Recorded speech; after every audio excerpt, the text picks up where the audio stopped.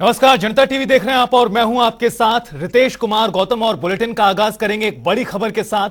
बड़ी जानकारी से आपको रूबरू करा दें जो इस बीच सामने आ रही है। बड़ी खबर, ब्रेकिंग न्यूज आपको बता दें। जेपी नड्डा का हिमाचल दौरा है, हिमाचल पहुंचे हैं। बारिश से हुए नुकसान का उन्होंने जायजा लिया है। सिरमौर ताल में पहुंचकर लोगों का जाना है हाल।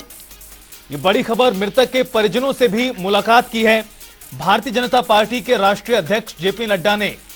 और ये तस्वीरें आपको दिखा रहे हैं जेपी नड्डा के आगमन की तस्वीरें। दरअसल हिमाचल प्रदेश में बहुत ज्यादा विकट स्थिति इन दिनों दिखाई दे रही है।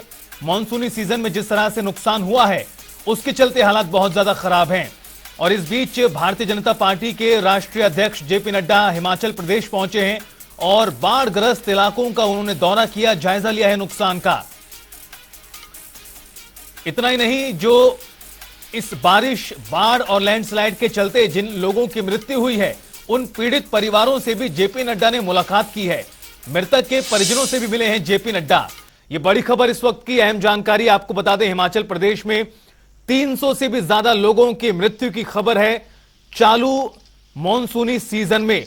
और ये जो आंकड़ा है वो और भी ज्यादा बढ़ रहा है क्योंकि आने वाले दिनों को लेकर भी अलर्ट मौसम विज्ञान केंद्र की ओर से जारी किया जा चुका है पहले ही। और ऐसे में आपको बता दें, जब इस तरह से बड़े नेता पहुंचते हैं तो कहीं ना कहीं लोगों को भी आश्वासन मिलता है, लोगों में भी हिम्मत और विश्वास बना रहता है। सरकार, प्रशासन उनके साथ खड़ी हुई है। और आपको बता दें कि बीजेपी के राष्ट्रीय अध्यक्ष जेपी नड्डा हिमाचल प्रदेश से ही आते हैं, केंद्र की राजनीति में बड़ा चेहरा है और हिमाचल प्रदेश पहुंचे आज। बाढ़ग्रस्त इलाकों का उन्होंने जायजा लिया है, दौरा किया है। इस दौरान जो तमाम पीड़ित लोग हैं उनके साथ ही बातचीत करते नजर आए हैं जेपी नड्डा। दरअसल जानने का प्रयास यही है तमाम नेताओं की ओर से कि किस तरह से हिमाचल प्रदेश में जो नुकसान हुआ है उसका और किस तरह तेज गति से भरपाई की जा सके, लोगों को जो परेशानी हो रही है उसे कम किया जा सके, उन्हें एक तरह से राहत प्रदान की जा सके सरकार द्वारा। और क्या कुछ कहा है जेपी नड्डा ने यहां पहुंचकर, वो आपको सुनाते हैं। मन बड़ा द्रवित हुआ है और बहुत ही दुखी हुआ है यह देखकर कि यह त्रासदी किस तरीके से मानवता के लिए और हमारे जनजीवन को इसने अस्त व्यस्त किया है। प्रकृति के आगे किसी का जोर नहीं चलता। हम सब की जो क्षति हुई है उसके प्रति परिवारजन जिनकी क्षति हुई है, हमारी सबकी सहानुभूति है।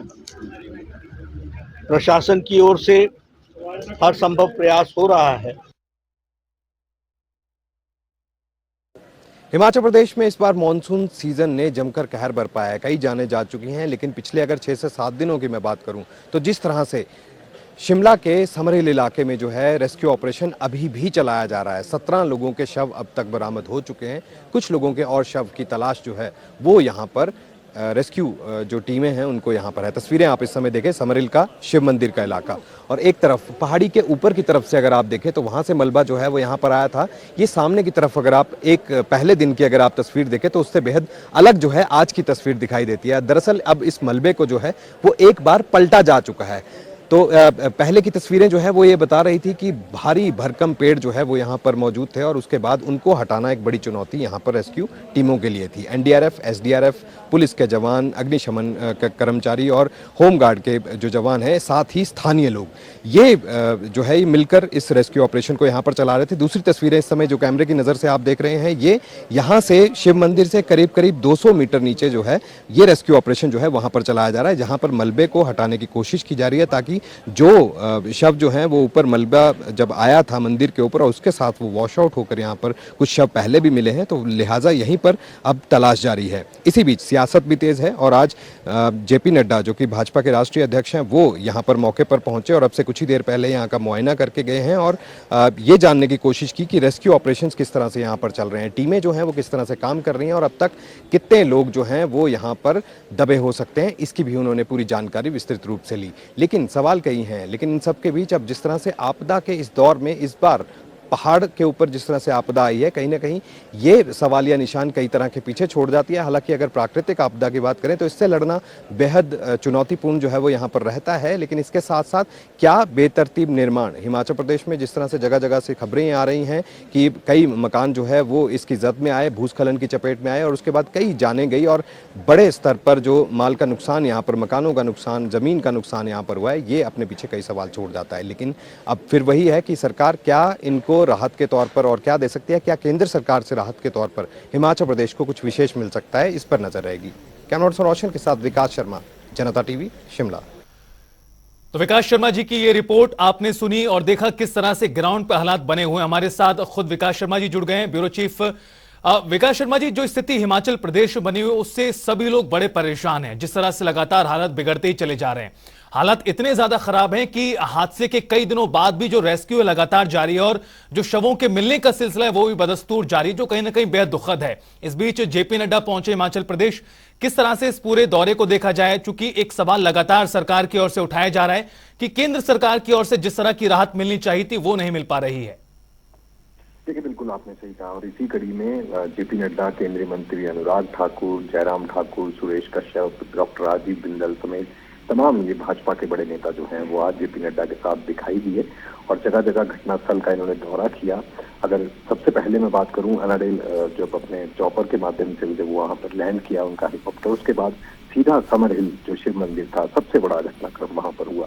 भूस्खलन की चपेट में ये बताया जा रहा था कि 20 से ज्यादा लोग जो है वहां पर शामिल हो सकते हैं, लेकिन उसके बाद अब किस तरह से रेस्क्यू ऑपरेशन वहां पर चल रहा है, किस तरह से जो भूस्खलन के बीच में अब जो शव हैं उनकी तलाश जारी है। अभी की अगर मैं बात करूं तो 17 लोगों के शव जो हैं वो अब तक वहां से निकाले जा चुके हैं और अगर शिमला की मैं ओवरऑल अगर शिमला की बात करूं तो कई मौतें जो हैं वो यहाँ पर हो चुकी हैं। तो ऐसे में एक बड़ा जो अगर कहीं तो बहुत बड़ा घटना जो है वो यहाँ पर हुई है और इसी चीज का जायजा लेने जो है जेपी नड्डा यहाँ पर पहुंचे। हालांकि दूसरी मर्तबा उनका ये दौरा है, इससे पहले कुल्लू मनाली का दौरा उन्होंने किया था, वहां पर भी किस तरह से त्रासदी हुई थी। 7, 8, 9 और 10 जुलाई को यानी इन 4 दिनों में जो वहां पर भारी बारिश हुई थी उसके बाद किस तरह के हालात हिमाचल प्रदेश में बने थे। एक बार फिर से अब 13 अगस्त के बाद से लगातार हालात जो हैं वो इस तरह के बने और उसके बाद अब केंद्रीय नेतृत्व यहाँ पर पहुंच रहा है भाजपा का। और उसके साथ साथ आज की अभी की अगर मैं बात करूं तो देखिए रितेश, इस समय पीटर हॉफ में एक बहुत ही महत्वपूर्ण बैठक चल रही है जिसमें मुख्यमंत्री खुद सुखविंदर सिंह सुक्खू उस बैठक पे मौजूद हैं। जेपी नड्डा जो है हालात के बारे में बात कर रहे हैं और केंद्र से जो राहत की बात है जिसके ऊपर लगातार बयानबाजी हो रही है उसके हालात पर चर्चा हो रही है और क्या राहत जो है वो अभी फौरी तौर पर दी जा सकती है, किस तरह से राज्य में रेस्क्यू ऑपरेशन जो है वो जगह जगह चलाए जा रहे हैं।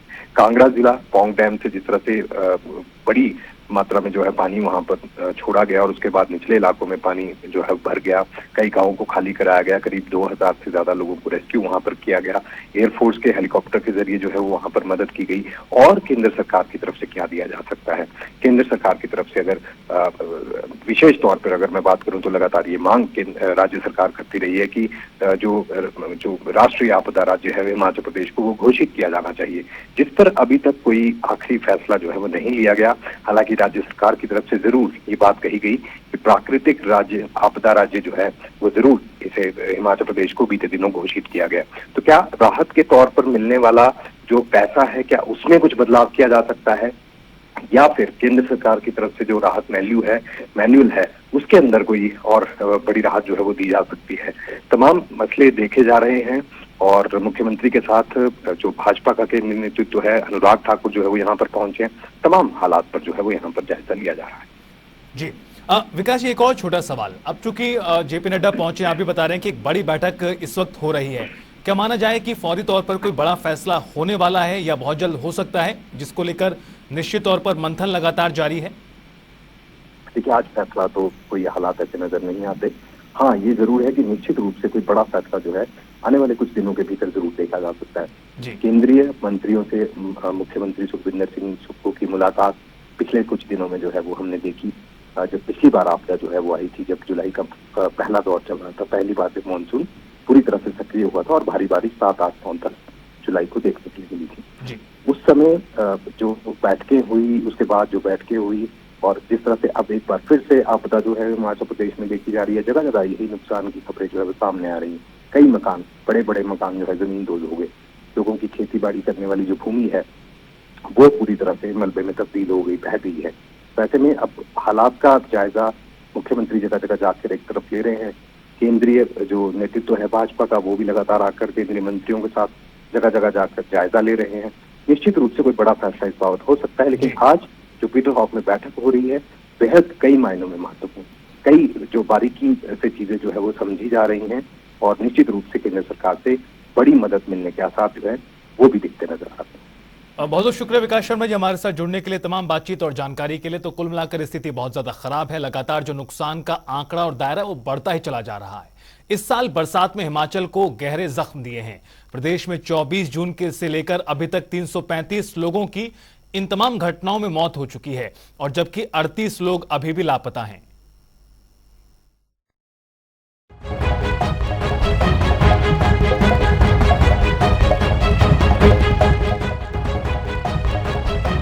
इस बार मॉनसून सीजन में भारी बारिश और बाढ़ ने हिमाचल को गहरे जख्म दिए हैं। प्रदेश में 24 जून से लेकर अब तक 335 लोगों की मौत हो चुकी है, जबकि 38 लोग अभी भी लापता हैं। इसके अलावा अब तक 8,000 करोड़ से भी ज्यादा का नुकसान हो चुका है। वहीं 13 अगस्त से 15 अगस्त को शिमला, मंडी और कांगड़ा में बारिश कहर बनकर बरसी, जिससे भारी नुकसान भी हुआ है। 13 अगस्त से लेकर अब तक 79 लोगों की मौत हो चुकी है, जबकि 15 लोग लापता हैं।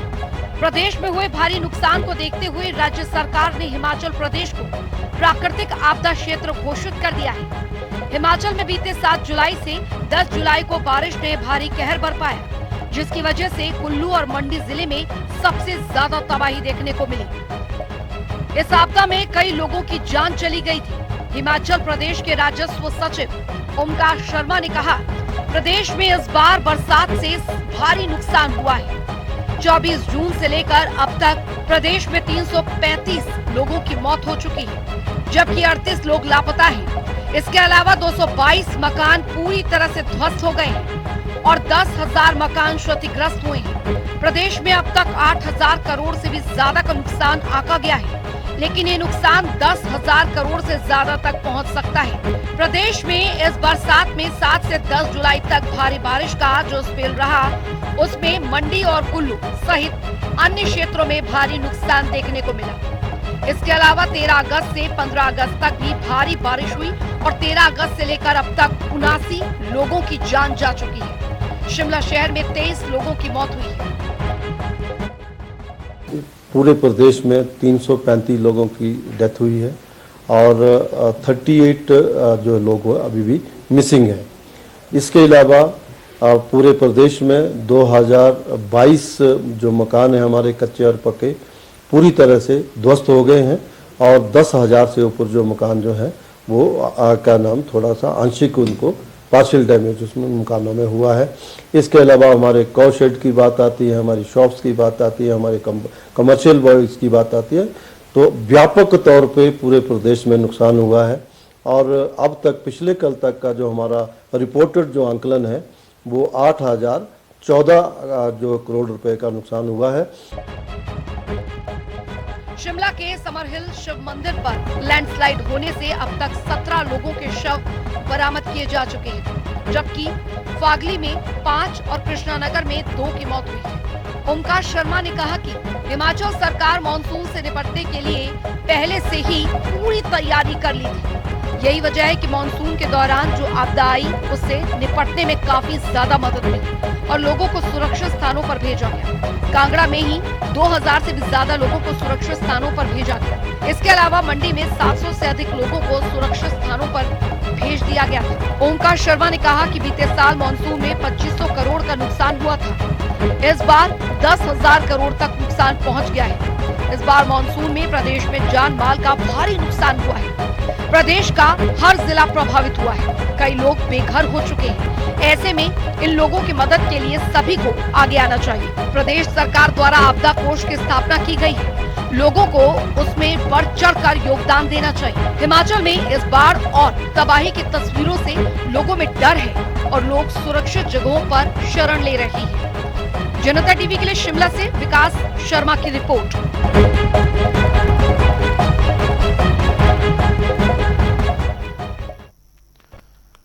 पूर्व मंत्री और भाजपा के वरिष्ठ नेता रविंद्र सिंह रवि ने आज ज्वालामुखी में मीडिया से बात करते हुए कहा कि प्रधानमंत्री ग्रामीण सड़क योजना के तहत हिमाचल प्रदेश को 2,643 करोड़ रुपए केंद्र सरकार ने स्वीकृत कर दिया है, जिसके अंतर्गत प्रदेश भर में 253 सड़कें बनाई जाएंगी और उनके निर्माण और मरम्मत कार्यों पर ये पैसे खर्च किए जाएंगे। इसी के अंतर्गत ज्वालामुखी विधानसभा क्षेत्र में भी 5 सड़कों को प्रधानमंत्री ग्रामीण सड़क योजना के तहत केंद्र की मोदी सरकार से स्वीकृति मिली है। उन्होंने बताया कि ज्वालामुखी विधानसभा क्षेत्र में 67 करोड़ 54,76,000 रुपए की लागत से ये 5 सड़कें बनाई जाएंगी। प्रस्ताव भेजा होगा, कहा होगा केंद्र सरकार होगी, देश में पूरी जगह बहुत नुकसान सारे देश में होगा, तो मूल रूप से तो हमारा होता है कि हमें राहत दी जाए। उस ढंग से प्रधानमंत्री बार बार कह रहे हैं कि हम जो भी सहायता मिलेगी देंगे, हमारे केंद्र के मंत्री तमाम सारे कह रहे हैं, हमारे राष्ट्रीय अध्यक्ष कह रहे हैं, और मुझे विश्वास है कि निश्चित तौर पर हिमाचल प्रदेश का जो नुकसान हुआ है उसकी भरपाई जो नियमानुसार होगी वो निश्चित तौर पर की जाएगी, ऐसा है।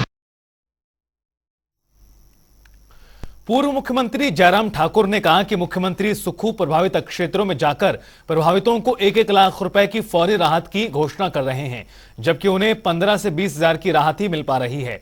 मुख्यमंत्री की घोषित की जा रही राहत भी प्रभावितों को सही तरीके से नहीं मिल पा रही। जयराम ठाकुर ने कहा कि मुख्यमंत्री सुक्खू ने 7 से 15 जुलाई के बीच बाढ़ से प्रभावितों को राहत देने के लिए एक नोटिफिकेशन जारी किया था, जिसमें राहत राशि ज्यादा देने की बात कही थी। सरकार को ऐसा भेदभाव नहीं करना चाहिए और प्रदेश में जो आपदा मौजूदा समय में आई है उसमें भी समान दृष्टि से राहत देनी चाहिए, क्योंकि बहुत से लोग हैं जो घर से बेघर हो गए हैं।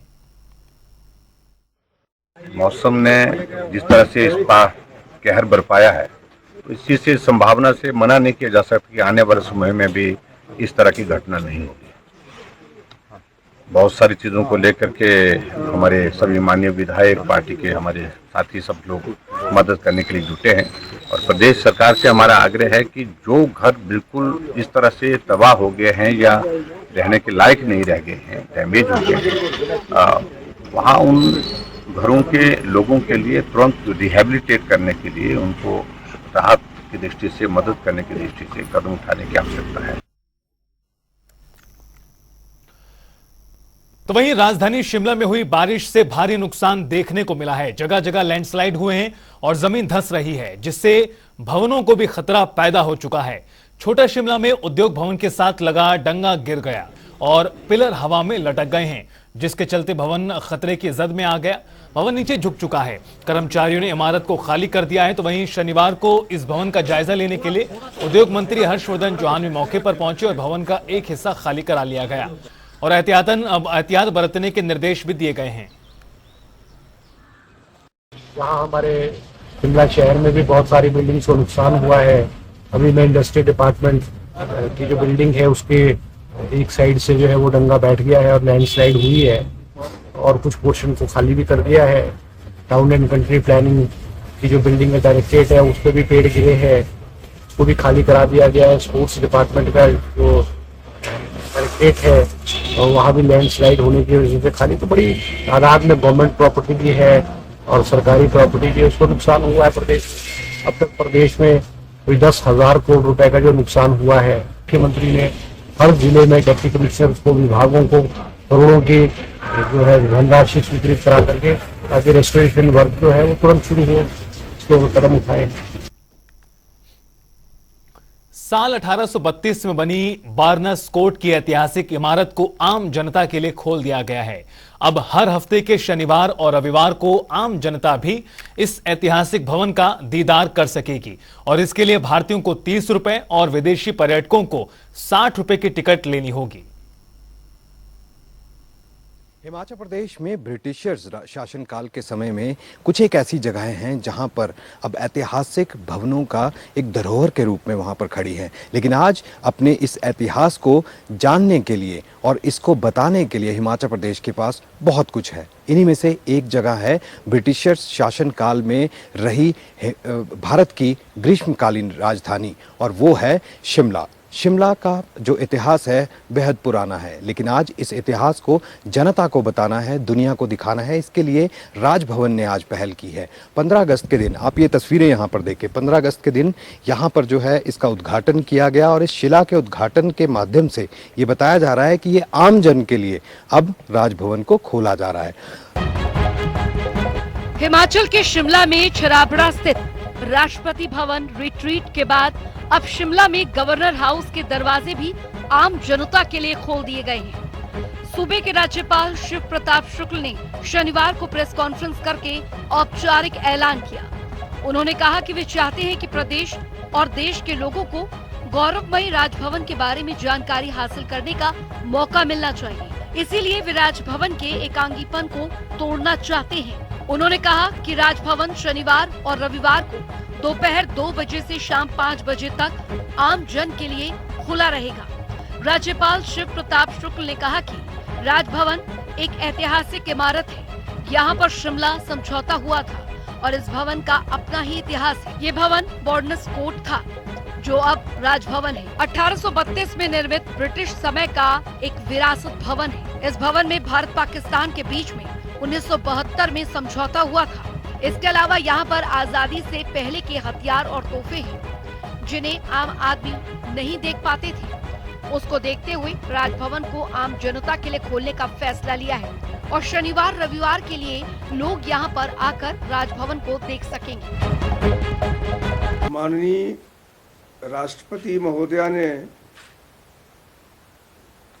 राष्ट्रपति भवन को जनता के लिए खोलने का काम किया था, जिसमें आप सभी लोग, हम सब लोग उपस्थित थे। शुरू में ही मैंने इस बात को कहा था कि भाई राजभवन को जनता के लिए खोलना चाहिए ताकि जनता आकर के यहाँ देख सके कि क्या है। राजभवन खुलने के पहले दिन कुछ स्कूली बच्चे राजभवन को देखने पहुंचे। बच्चों ने बताया कि इस ऐतिहासिक भवन को देखना एक अलग सा अनुभव रहा। उन्हें ब्रिटिश काल में हुए ऐतिहासिक निर्णय और भारत को मिली आजादी के समय के पलों को नजदीक से देखा और महसूस किया। स्कूली बच्चों ने राजभवन के साथ साथ इसके इतिहास और आजादी से पहले और इसके बाद के ऐतिहासिक फैसलों के बारे में भी जाना।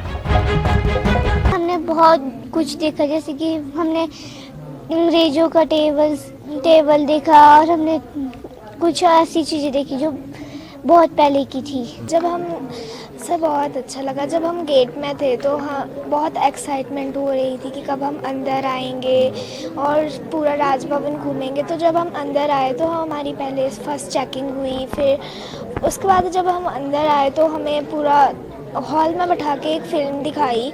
यहाँ पे आके मुझे इतना अच्छा लगा, हमारे नया कुछ सीखने के लिए मिला। हमारे को यहाँ पे औजार मिले पुराने ज़माने के। यहाँ पे महात्मा गांधी थे जो हमारे ज़माने में जो अंग्रेजी के साथ लड़े थे, वो उनकी फोटो थी और यहाँ पे आके हमारे को बहुत अच्छा लगा। हमें इनके पुराने इतिहासों के बारे में जानने का मिलता है और इसमें कई स्वतंत्रता सेनानी के बारे में और संस्कृतियों के बारे में बताया गया है। वहीं अब आपको इसके किराए के बारे में बता दें तो स्कूली छात्रों और 10 वर्ष से कम आयु के सभी बच्चों के लिए राजभवन में प्रवेश निःशुल्क रहेगा, जिसके लिए उन्हें अपना वैध परिचय पत्र प्रवेश के साथ दिखाना होगा। विश्वविद्यालय और महाविद्यालयों के विद्यार्थियों, राज्य और बाहरी राज्यों से आने वाले आगंतुकों को 30 रुपए शुल्क देने पर राजभवन में प्रवेश दिया जाएगा। वहीं विदेशी पर्यटकों के लिए प्रवेश शुल्क 60 रुपए होगा। तो यहाँ पे जो स्कूल के बच्चे हैं उनके लिए फ्री रखा गया है और जो 10 साल के से कम आयु वाले बच्चे हैं उनके लिए भी फ्री है, विकलांगों के लिए भी फ्री है। बाकी जो हिमाचल से या फिर ऑल इंडिया से कहीं से भी आते हैं यहाँ पे इंडिया से, उनके लिए 30 रुपए शुल्क है और जो विदेशी पर्यटक है उनके लिए 60 रुपए शुल्क रखा गया। एक समय में राजभवन में 15 लोगों का समूह प्रवेश कर सकेगा और स्कूली छात्रों के लिए समूह में 30 छात्र हो सकते हैं। स्कूली छात्रों के साथ राजभवन पहुंची अध्यापिका कमलेश कपरेट ने बताया कि राजभवन घूमने आना एक गौरवशाली पल है। राजभवन में सबसे पहले विजिटर के रूप में आना भी गर्व की बात है। बच्चों के साथ साथ खुद भी बॉन्स कोर्ट यानी अब राजभवन के इतिहास के बारे में जानने का मौका मिला है। हिमाचल के इतिहास यानी शिमला को भी खास तौर पर अब जनता के लिए ऐतिहासिक धरोहरों को खोलने का सिलसिला शुरू हो गया है। राजभवन में राज्यपाल ने सबसे पहले ये पहल करते हुए जो है इस बात को बताया कि जनता को इतिहास से रूबरू होना बेहद जरूरी है। ये पता लगना चाहिए कि आजादी हमें भारत को किस तरह से अंग्रेजों से मिली है। कैमरा पर्सन रोशन के साथ विकास शर्मा, जनता टीवी, शिमला। और फिलहाल इस बुलेटिन में इतना ही। आप देखते रहिए जनता टीवी।